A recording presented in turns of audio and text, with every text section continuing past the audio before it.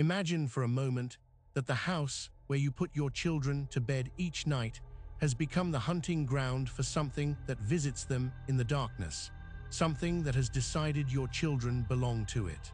This is not the beginning of a horror film, but the documented reality faced by a family in Stratford, Connecticut during the 1970s, a case that brought Ed and Lorraine Warren to a town already marked by one of the most violent and extensively witnessed poltergeist events in American history. Stratford sits where the Housatonic River meets Long Island Sound, a place of colonial streets and 19th century homes that carry more than just architectural history. In the 1850s, the Reverend Eliakim Phelps and his family endured months of witnessed paranormal violence in their Elm Street home. Events so extreme and so well documented that the case became a landmark in paranormal literature. More than a century later, when the Warrens received a call from a different Stratford family in a different part of town, Ed Warren understood immediately that the location itself mattered. He believed certain places accumulated paranormal significance across time, that powerful supernatural events could thin the barrier between worlds in ways that never fully healed, making future infestations more likely in the same geographic area. Whether this theory was correct or not, it meant the Warrens approached the new Stratford case with a gravity informed by over 100 years of documented supernatural activity in this one Connecticut community. The family that reached out to the Warrens in the 1970s had been living through a sustained campaign of phenomena that combined physical manifestations with psychological warfare targeted specifically at their children. Objects moved between rooms without explanation. Furniture was found rearranged each morning in configurations the family had not created. A specific kitchen drawer was opened and emptied repeatedly despite being latched, its contents scattered across the floor night after night. These physical disturbances were accompanied by sounds of particular clarity and purpose. A knocking moved through the interior walls as though something was tracking a deliberate path through the house. Voices were heard in rooms the family knew to be empty. On multiple occasions, the household experienced a low vibration that was felt as much as heard, a sound that seemed to originate beneath the floor of the main living area and travel upward through the entire structure like a pulse moving through a body. But the phenomena that brought the Warrens to Stratford were not the moved objects or the unexplained sounds. What made this case urgent were the children. The family had 2 school-age children, and both had become the focus of something that visited them at night. The children reported these visits independently, and their descriptions matched in ways that children fabricating stories typically cannot maintain. They described the same figure, used the same words, expressed the same feelings about what came to them in the darkness.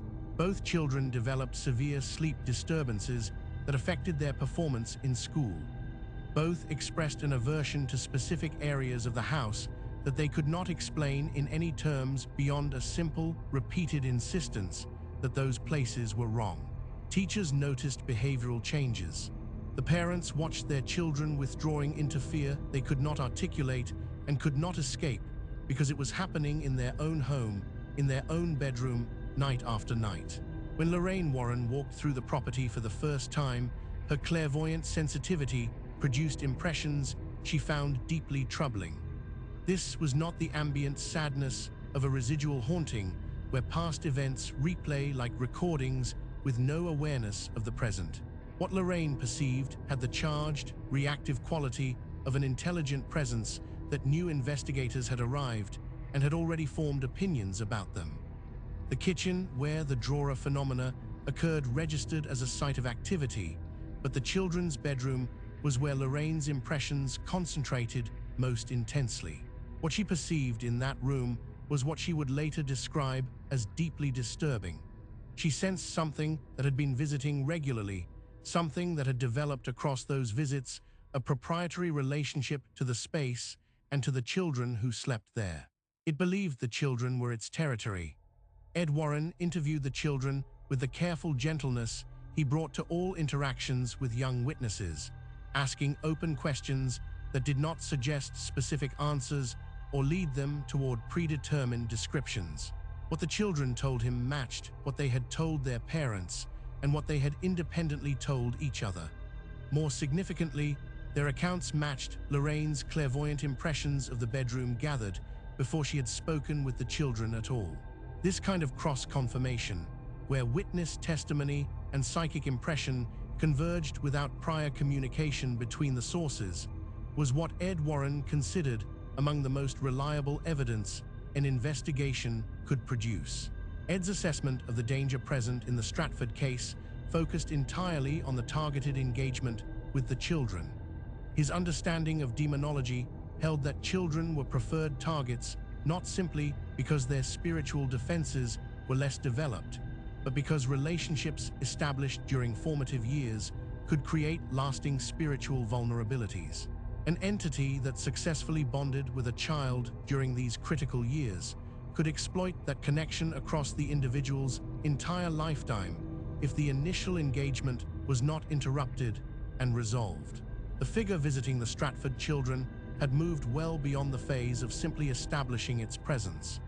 Ed believed it was now engaged in building relational dependency, making itself familiar, establishing routines, creating in the children a sense of expectation and even anticipation that would eventually make the boundary between passive acceptance and active invitation dangerously thin.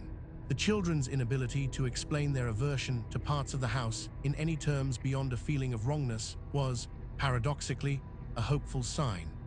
It meant their innate spiritual instinct was still functioning, still registering the entity's true nature accurately, even as the nightly visits attempted to normalize the relationship and reframe the intruder as something acceptable or even welcome.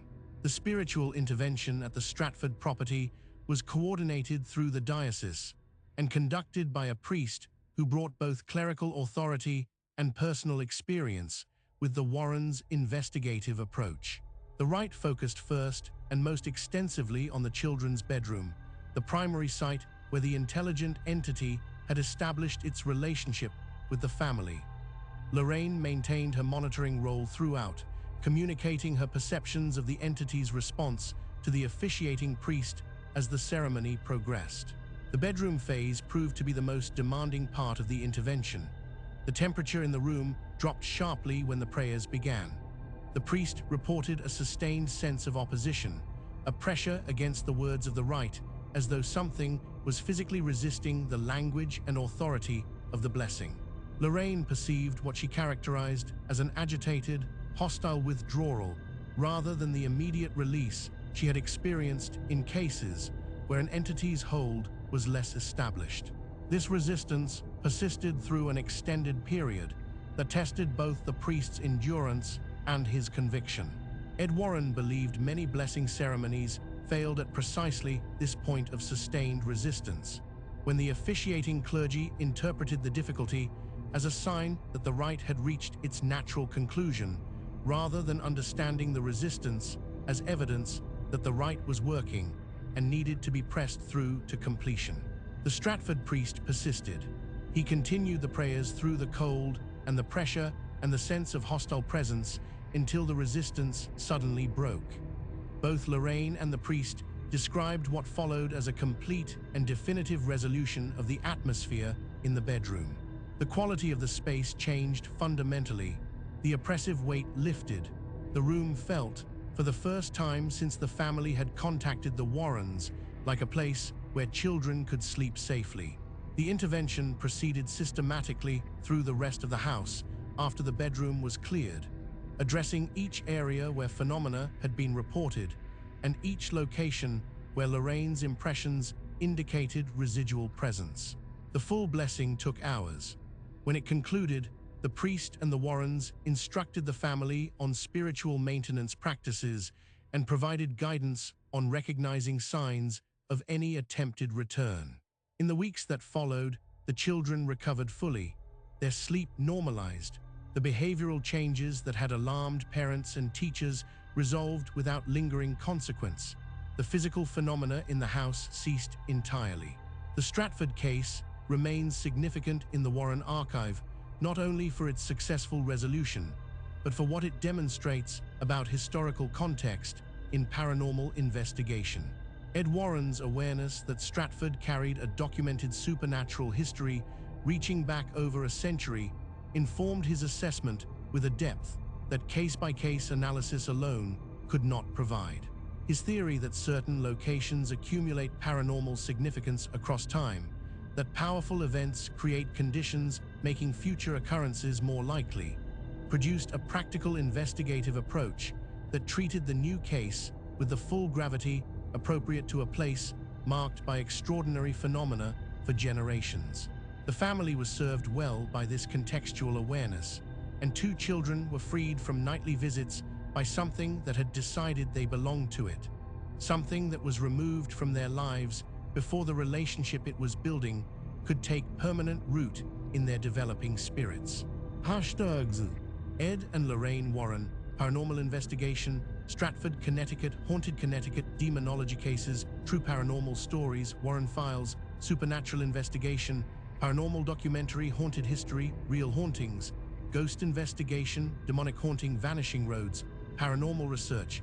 This story was created with AI assistance based on documented paranormal case files. All events reference real investigations by Ed and Lorraine Warren.